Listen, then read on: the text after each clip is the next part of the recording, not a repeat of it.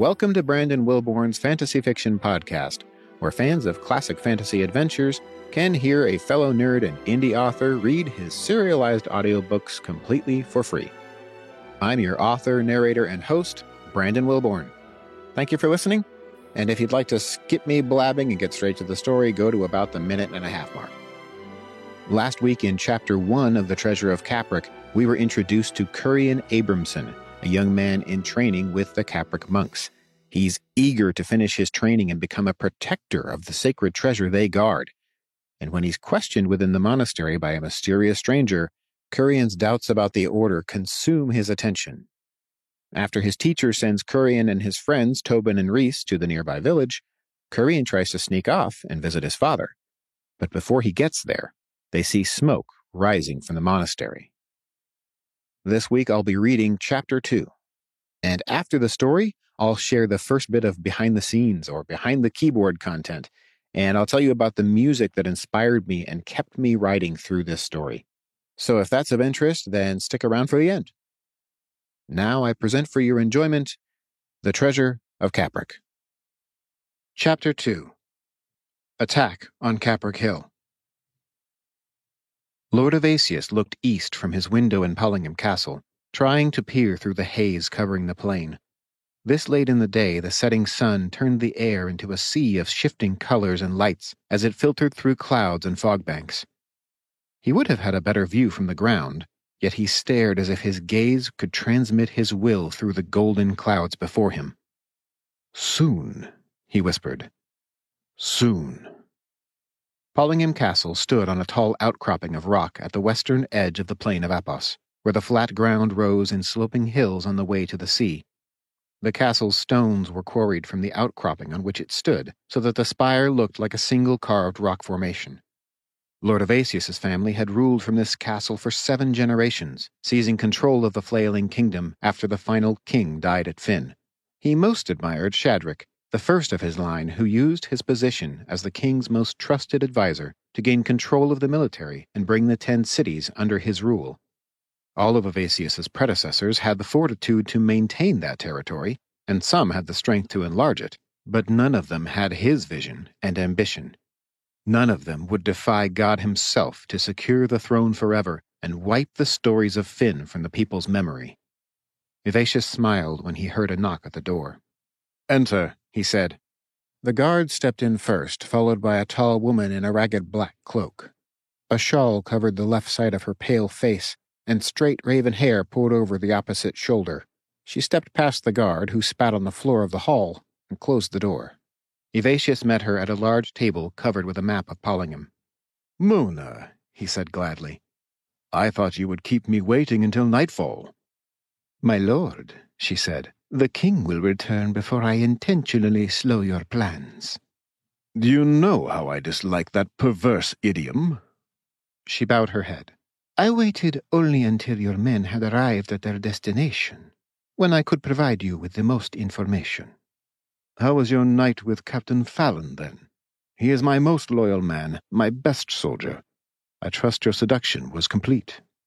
"No seduction was needed after my lord's order," Mona bowed. "He enthusiastically obeyed."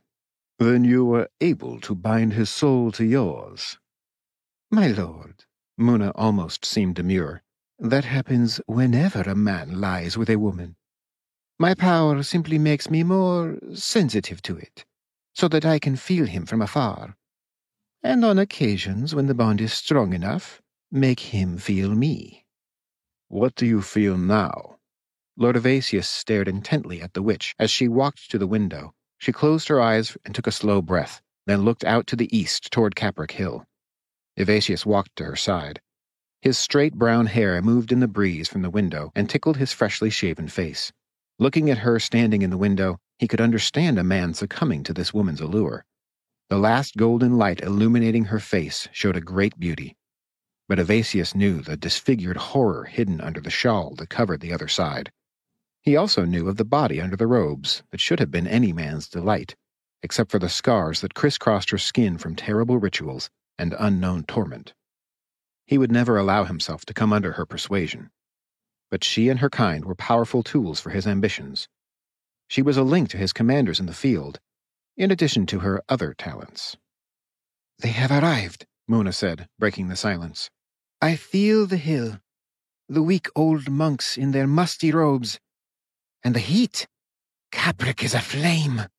A terrifying smile flashed across her face, briefly showing scarred lips under the shawl. Evasius's heart beat faster. His clear blue eyes narrowed, and his honest face suddenly looked shrewd. "What else?"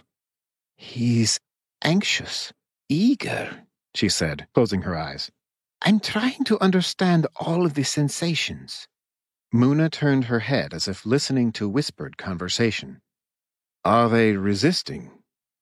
"I don't feel the urgency of a fight, but Fallon is on his guard." Muna was quiet again. Evasius wanted to grab her and demand answers, but even a man of his power would be foolish to be violent with a witch. "It's changed," she finally said.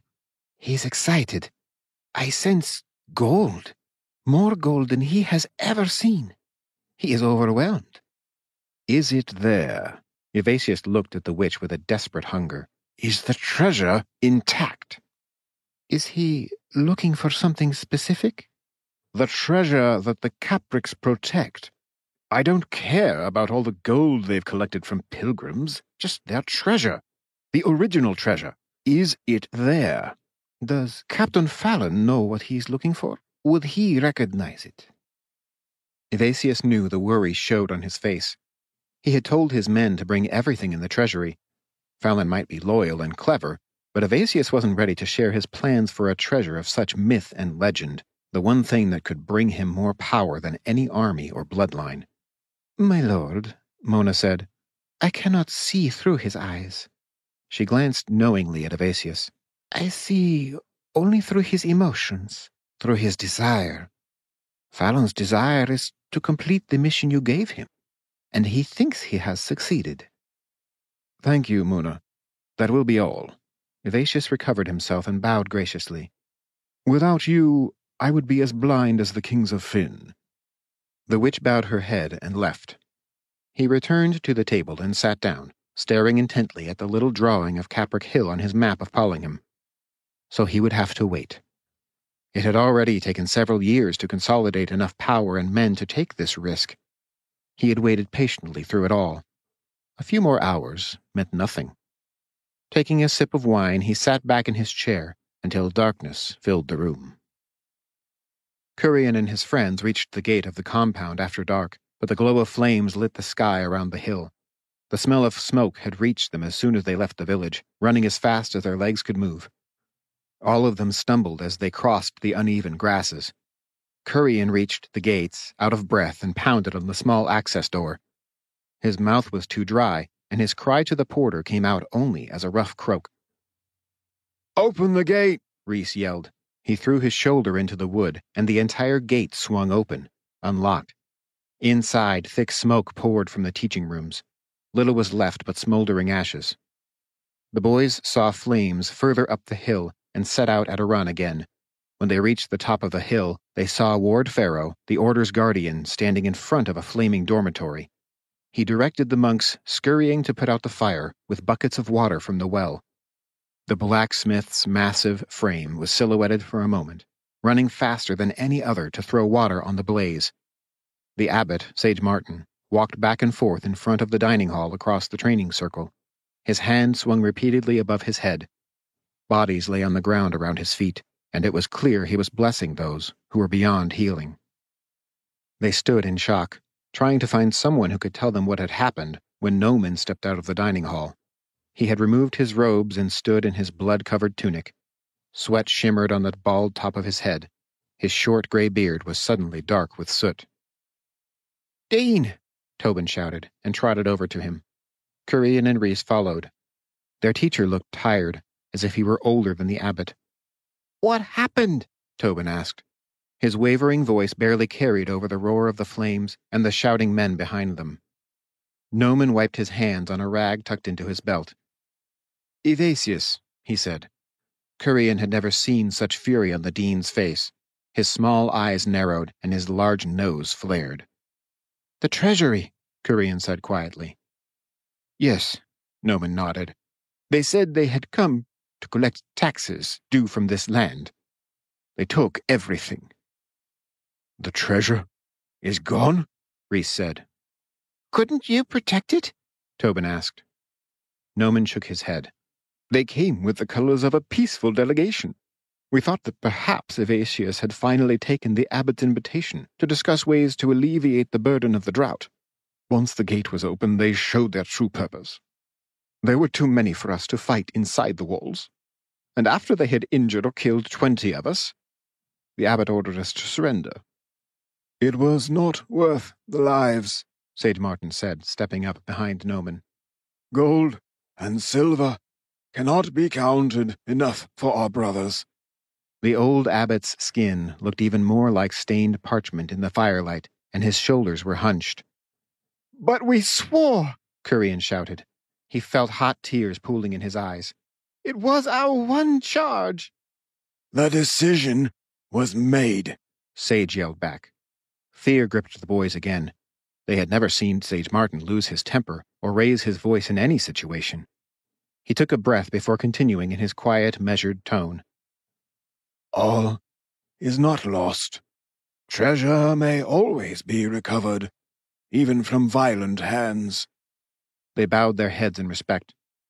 Curian could not see how they could recover anything from the hands that had for years claimed too much from a wasting countryside.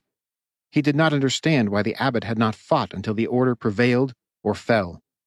Tobin, Noman said, I could use your help tending to the wounded. No, Sage Martin interrupted. I have higher plans for these young men. Abbot? Noman said, bowing. I am sending you 3 to Evasius. Noman looked most shocked. Sage, he said, these boys are unprepared for such a responsibility. I believe they are precisely prepared, said the abbot. He called the blacksmith as he passed nearby.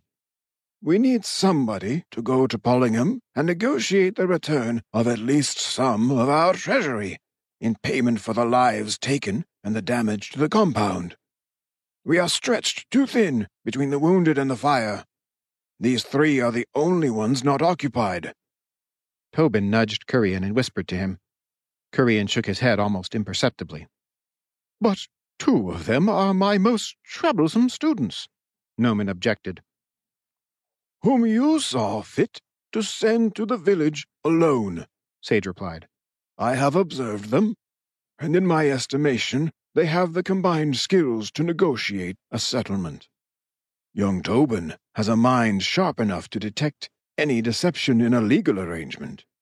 Rhys has the strength and size to prevent attacks from any but the clumsiest of highwaymen. Curian speaks well, if eagerly. He might impress our lord with his negotiation skills, and he is clever enough for his friend Tobin to coach him about the possible pitfalls. We cannot wait, or all will be lost.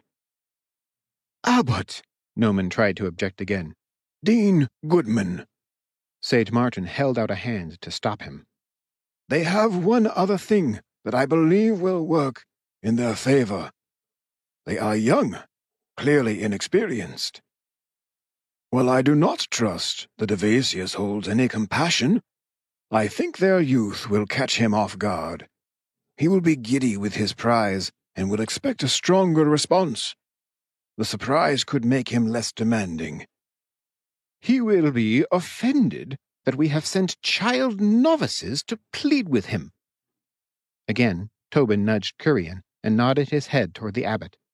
Curian knew that now was the best time to make Tobin's request known, though he saw no chance of success. Abbot Martin, Curian said. They all looked at him. I know the rules of our order, and I agree with Dean Goodman. The 2 men stared at him with confused looks. What I mean is, I believe the Lord of the 10 cities will be offended if novices are sent to negotiate with him. Noman folded his arms, looking self-satisfied. Curian cleared his throat, not certain his voice would carry him through. The compound was certainly less glorious than he had left it this morning, but this might be his chance to become a full guardian and priest, and the thought made his heart race with hope.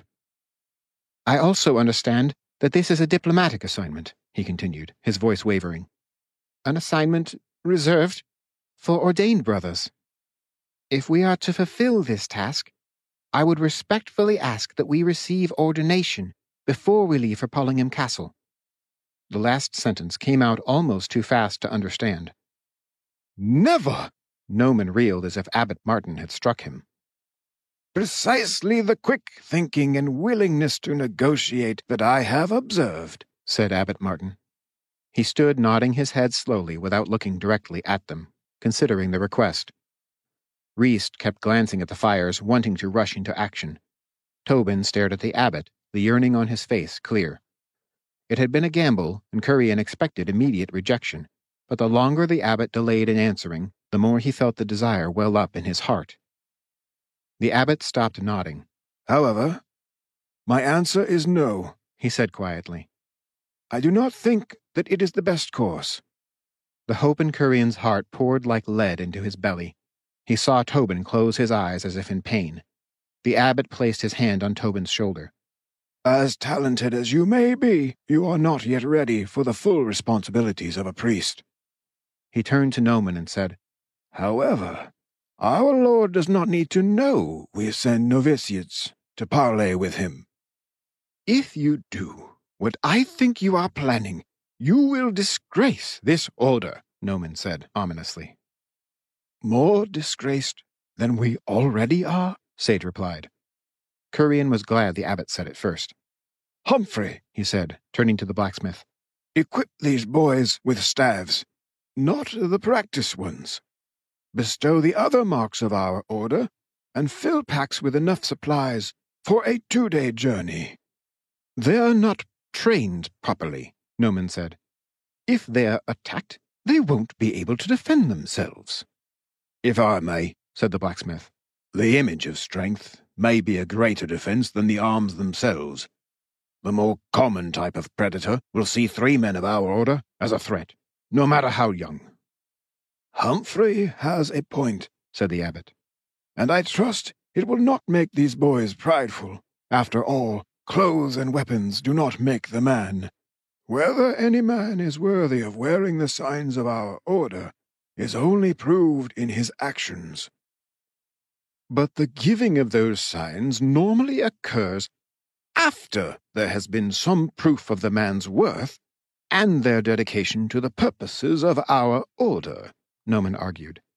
"It is a symbol of being chosen by God as a protector of our sacred trust." When the abbot did not respond, Noman threw his arms up and walked back into the dining hall. "This will end poorly," he shouted over his shoulder. "It's settled then," Sage Martin said. "Go with Master Humphrey, and he will get you all dressed up." The abbot smiled at them like a grandfather patting children on the head and returned to blessing the fallen. Curian twitched the edges of his mouth as a reflex acknowledgement. He wasn't sure why the abbot chose to send them, but the condescension with which he looked at them did not give him confidence. "Yes, let's play dress-up and let our boys pretend at being monks," he thought. "Then we'll send them into the dragon's lair to beg for some gold from his latest prize." Something about this felt more dangerous than the abbot's plan suggested. Perhaps Tobin could help him figure it out while they traveled. Passing by the scorching heat of the dormitory fire, they followed the blacksmith to the armory. None of them had ever been inside. It was a room just bigger than their troops' sleeping quarters that stuck out from the main storehouse. All the training weapons, as well as a stockpile of real ones, were stored inside under lock and key. On the right side, Curian recognized the plain ash staves they practiced with leaning against the wall. Small wooden daggers stuck out of a crate. Wooden short swords hung on the wall above, with padded maces and practice versions of spears and falchions. Those practice weapons were primarily used to learn how to defend against them. Few of the monks mastered them. The opposite wall held the weapons issued to monks at ordination. The capric staves had a pointed iron tip on the bottom and an egg-shaped bronze headpiece with a red enamel band at its base. Master Humphrey handed a staff to each of them without a word. Rhys felt the weight and smiled at his friends.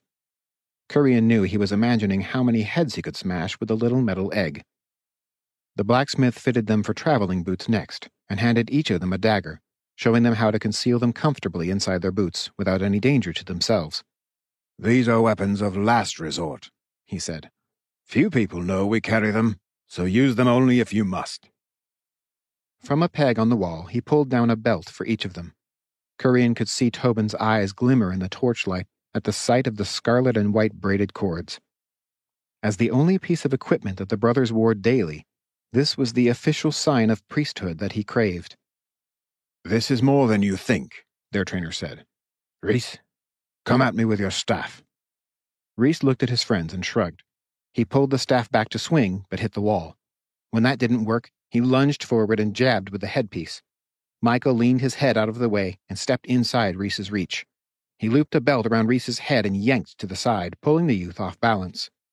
Once Rhys was on the ground, Michael held the cord tight around his neck and threw the knotted end of another belt at Curian's face, making him flinch.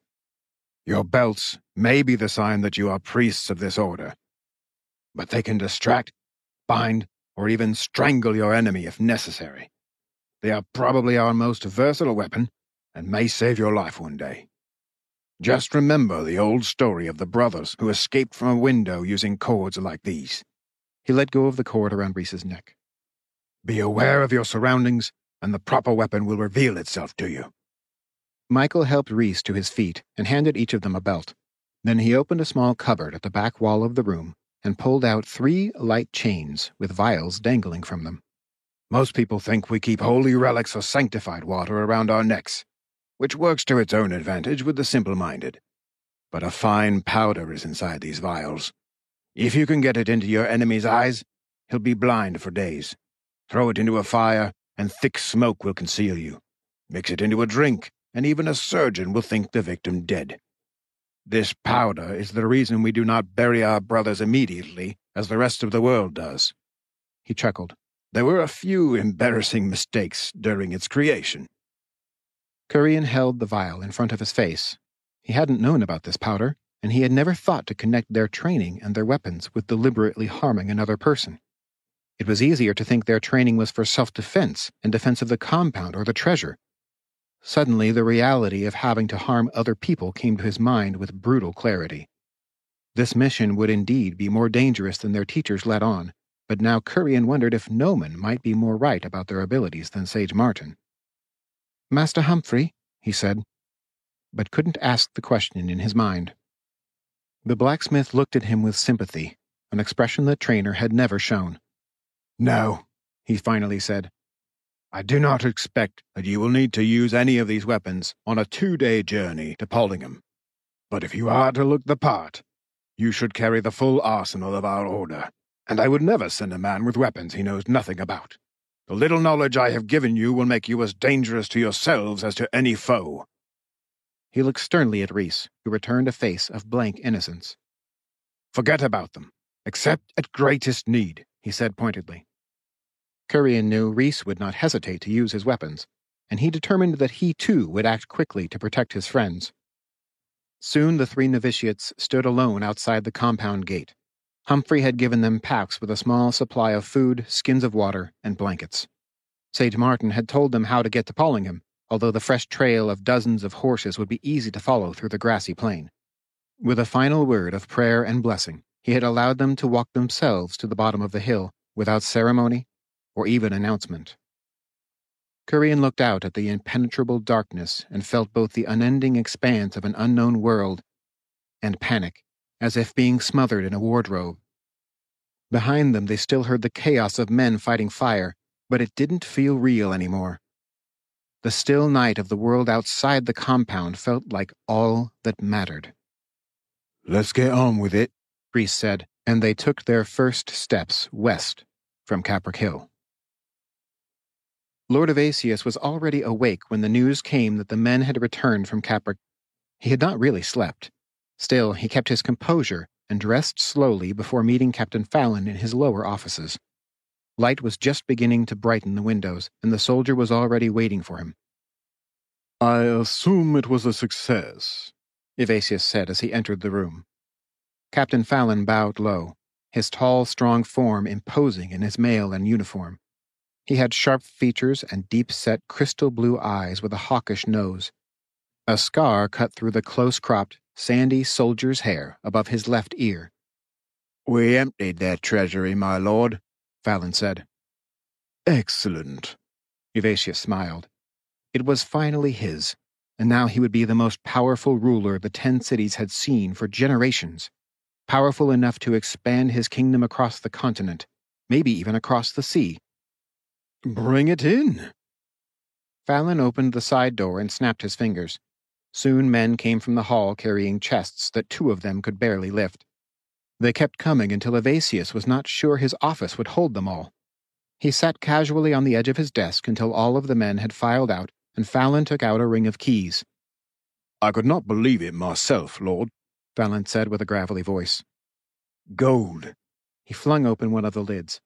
More than I have ever seen, although I'm sure it will not surprise your lordship. The man was visibly restraining his wonder, averting his large, deep-set eyes instead of staring. You have done well, Fallon. Evasius scooped up a handful of gold coins and smiled. Your reliability shall be rewarded. When he held the gold out, Fallon cautiously stretched out his own hands. Evasius poured it into his palms, more than he paid the man in a year, and a few coins spilled over and rolled across the floor. My lord, while I am grateful for your favor, my men deserve the reward more than I do. Then enjoy the night with your men, Captain. Celebrate your success and your new position as head of my personal guard. You are too kind, Lord. Fallon bowed low, and Evasius could still see his smile creeping across narrow lips. Fallon was too easy to control with his ideas about duty and glory in battle. But he was a loyal man and a good soldier. Giving him more acclaim as Evasius gained power would only secure his loyalty and that of the men he led. Leave me the keys. I must begin tallying our new income.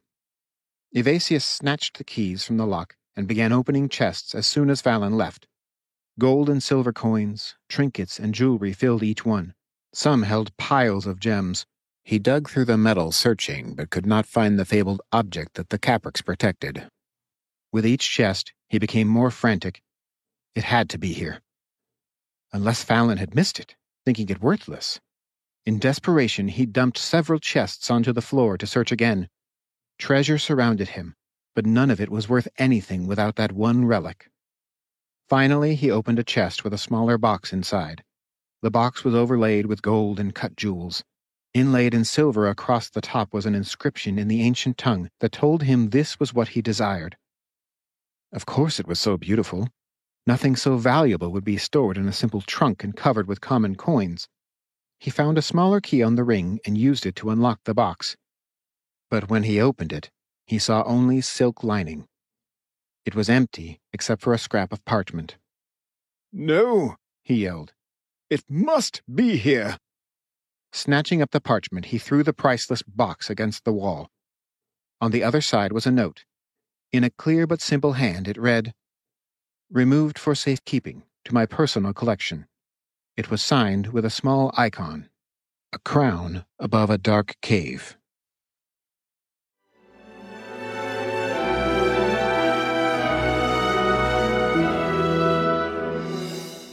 Well, the treasure is gone. What are the Capric monks going to do now? How is Curian going to fare with Lord Evasius? And most importantly, who took the treasure and left that mysterious note? Join me next Friday and we will start to get some answers. Thank you so much for listening. I'm having a blast with this, and I hope you're enjoying it too. Now it's time for my first Behind the Keyboard segment. I should add some echo or reverb to that, I think. When I first put out the trailer episode for the podcast, I ran a giveaway to encourage some initial downloads, and folks could get extra entries if they could name the theme music for the podcast. A few tried, but I'm really not surprised that nobody could name that tune because unless you're a really serious student of classical music, you've probably never heard it. I know I wouldn't have remotely recognized that tune or ever have heard of it, except for one of those collections of coincidence that we sometimes call a God thing. When I was first imagining the world of Pollingham and Curian's story, my wife played as a volunteer for a local Philharmonic orchestra, and it was one of the songs that they performed at the time. The music is called the Moldau or Vltava by the Czech composer Smetana, and here's a quick sample.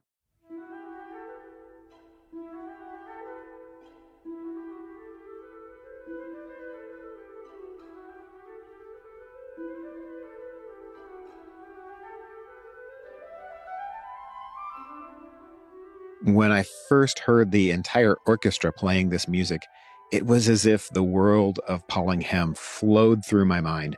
I could see places and people. I could feel what it felt like to be there and have the sights and the sounds and the scents and everything else just become real to me. That's not entirely surprising because the Moldau is a song about a river, which is a fairly big theme of the Treasure of Capric. Not being a music person, I didn't know much about this, but it's called a symphonic poem. And Smetana, this Czech composer, is telling the story of this river that flows down from the mountains and through the countryside to the city of Prague. And he's just telling that story with music. You start off with the playful bubbliness of a mountain stream, and that was the part my wife was playing, so I heard that one fairly frequently, and I thought it was beautiful. But it was when the whole symphony came in, or the whole orchestra came in, and you can see the stream turning into this river that flows down into the plains, where you hear villagers dancing and having a wedding party, and then down into the city, where it's the place where the king lives, so it's very royal and regal toward the end. Those images that he's trying to depict through the music got filtered through my own private movie player in my mind, and they ended up describing and showing the places and people that Curien describes in chapter 1 when he's talking about the glory of Finn and the way that the river used to flow. And it's the way that Pollingham originally was until all the badness happened that made it what it is now. And from that moment that I first heard the entire orchestra playing, this was the inspiration that kept me writing through the story, or at least it was one of them. If I felt a block, I could always just turn to this song, and immediately I wanted to write and immerse myself in that story to get it out. And I definitely feel like it was God helping to inspire me so that I could keep going and tell the story that I felt like he had given me to tell. The clip I played was from the Polish National Radio Symphony Orchestra, but I'll throw a link in the description where you can listen to the entire song, and hopefully you enjoy it as much as I do. If you follow me through the rest of the book, I think you'll see even more how this song became an inspiration as I was writing. And perhaps in another one of these behind the keyboard segments, I can share the other song that my wife's orchestra introduced me to that inspired me while I wrote the villains of the story. But if you have questions about these stories or the characters, or anything else you'd like to ask me as an author, feel free to send me a message at my website, brandonwilborn.com/contact, and you can even leave me a voicemail there if that's easier for you.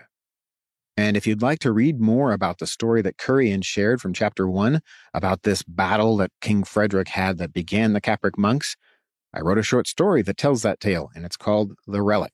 You can download The Relic for free when you sign up for my newsletter at brandonwilborn.com. There's a button right at the top right-hand corner of that page. If you enjoyed this episode and you agree with me that the world could use more hope-filled fiction, you can be a part of helping me continue to write and read these stories. Subscribe and give the show a 5-star rating if you would, and that'll help us get noticed by others on different apps. And if your app has it, you might need to ring that little bell button to get notifications when a new release drops every Friday. Second, find another fantasy lover and share this podcast with them, especially because as this is being released, we're in the middle of another Hollywood writers' strike. So when your favorite movies or TV shows might be delayed for a while until all that gets worked out, I'll be here for you, and together we can help fill that entertainment void for you and your friends with some fresh fantasy through this podcast. Thanks again for listening. This has been the Brandon Wilborn Fantasy Fiction Podcast. The Treasure of Capric will soon be available as a complete audiobook so you can binge through it if you choose, but for now it's available in print and ebook formats from all major booksellers. Find a link to your favorite retailer either in the show description or go to brandonwilborn.com for information and updates about the rest of the series. That's brand on, not brand off, and Wilborn is as simple as you can make it. Wilborn. This has been The Treasure of Capric, Book 1 of The King of the Caves, written and narrated by Brandon M. Wilborn. Copyright Brandon M. Wilborn. Until next time, Godspeed.